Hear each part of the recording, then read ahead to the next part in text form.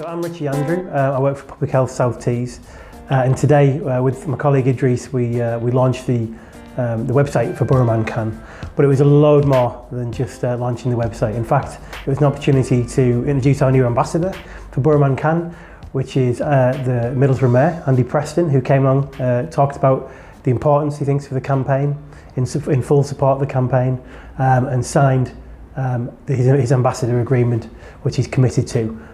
Supporting the campaign in every way he can.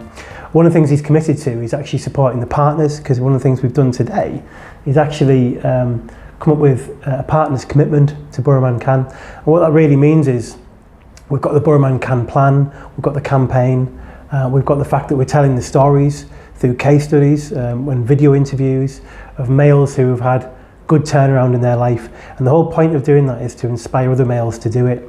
And one of the things Andy was saying he would do is support those partner organisations who submit case studies by retweeting their information and supporting them and saying, actually, this is a community of organisations in Middlesbrough who are supporting this campaign. So it starts to bring things together in terms of Boro Can.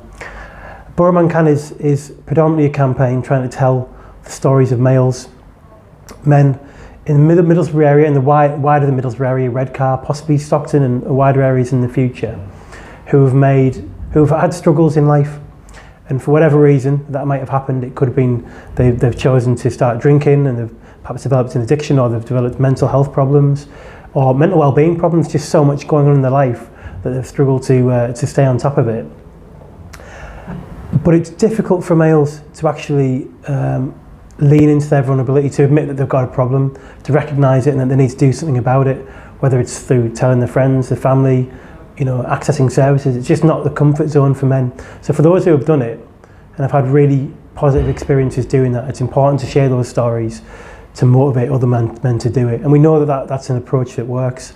Today, the website is a website, but as my colleague Idris said and made it clear, it's about providing content and opportunity for local providers, such as whether it's drugs, alcohol services, whether it's counselling services, whether it's small community groups. It doesn't really matter who they are.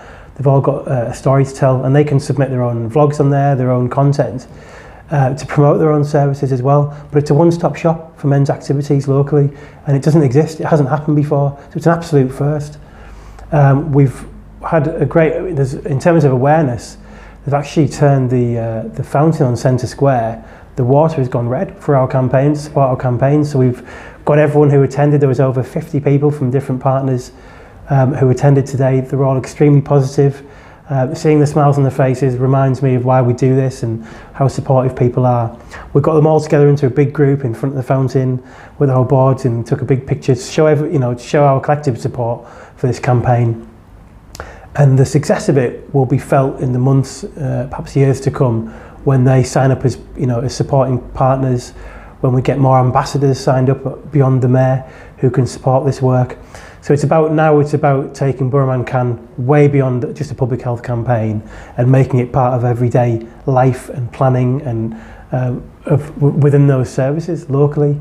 I say services, but it's not just services. There's individuals there who came along today with the families who are interested in men's health as a movement. They want to volunteer, they want to get involved in supporting the campaign. So we're going to go, I think this is going to send it to a different level really as well. One of the things we like to do in these types of events is hear from the real people themselves. So we had 4 men's health champions today. One from Cleveland Police, Matt.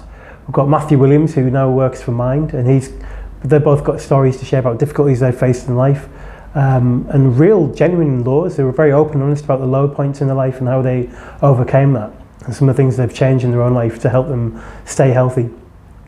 And then we've got two of my colleagues from Area Care who work in Middlesbrough Council, very similar experiences. And one thing they've all got in common is that you wouldn't necessarily pick them out of a crowd and say that these are their stories to tell. But the truth is most men have got a story to tell. They just need the right way, the right space, the right time, the right style and approach to be able to tell those stories. And that's what Boro Can gives them. Every man's got a story to share, and that's what we want to hear more about. And we want men to access services earlier. We want men to start talking about the problems earlier. So we had a Q&A session with the audience, and they heard their stories and they heard them give their own honest opinions on the way that things need to go with Boro Can. And it's tough sometimes to hear these. It can be emotive. It has that reaction, it pulls on your heartstrings. But these are real guys in front of you. And they're of different ages, they're from different backgrounds. And that means that'll appeal to different men. You know, there's at least two of them. I share very similar backgrounds myself personally. So I found those quite relatable. And I think when I've had my own difficulties in life, when I've delayed getting access to support, and for me it was around counselling and for mental health, and it was around, I was grieving for a friend who had died that I knew. And it took me months to access that support. And if I'd seen that story and realised that I wasn't alone, I think it would have made that difference. And so that's how I feel. That's one of the reasons I feel quite passionate about this. You don't have to have your own experiences, you know, to see and hear these stories, to know that it's something that makes sense. And it's not just about mental health. It could be about getting lumps checked out. It could be about losing weight. You name it. There's plenty of stories to tell out there from men. One of the things I said today at the event is that Boro Man Can is like a fire for us all to gather around. And like we used to when we used to sit around fires and share stories, that's what Boro Man Can's about. So we invite everyone who hears about Boro Man Can to share, first of all, the website, www.boromancan.co.uk. Share those stories. Say, I've heard about Boro Man Can. Have the conversations with your friends, with your family, people you work with, anyone you meet, basically, who you think might benefit from having this information. Because what we're trying to do is build a movement. And it's not just about men. You can't do anything. It's quite important to say that if you're going to change anything for men's health, you always have to consider women as part of that. Women have a huge role to play in terms of men's health as well, whether they're wives of men, whether they're sisters of men, whether they're friends of men, and they can actually have a huge effect on nudging those men towards this. So those conversations definitely need to happen. So I'd encourage them to go on the website, have a look, and then share on social media. See those videos, hit the share button, put your comment to it about who you think might like to hear that message, and say why you think it's such a good video or clip or blog that you've read or seen. Just get sharing, get talking, and make this movement happen. Get it on everyone's lips.